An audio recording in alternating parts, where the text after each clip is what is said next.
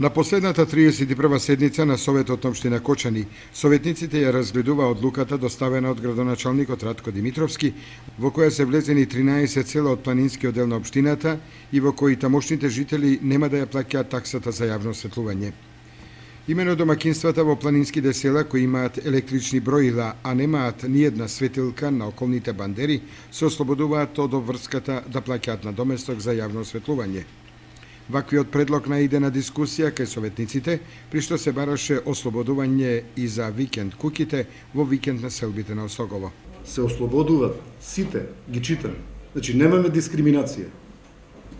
Сите кои што се таму. Има дискриминација према собствениците на викендици.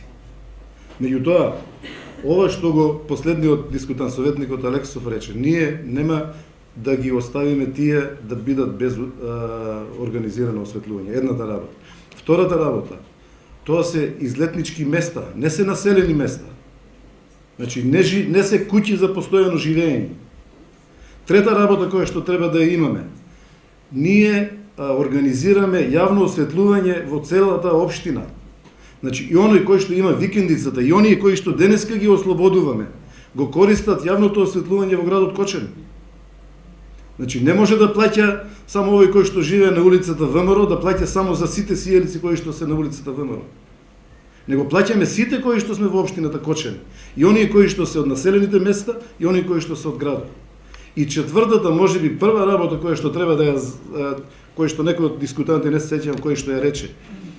Во законот стои дека каде што нема организирано улично осветлување. Меѓутоа, со посебна одлука на Советот, тоа не го прочита, мислам дека беше советничката Сонја, со посебна одлука на Советот, не случајно е поставено овде.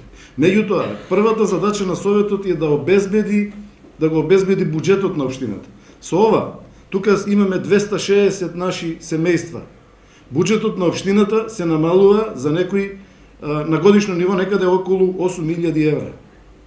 Значи, тоа не е кажано тука. И тоа треба да го имате во предвид. Ние можеме да донесеме одлука сите да бидат ослободени.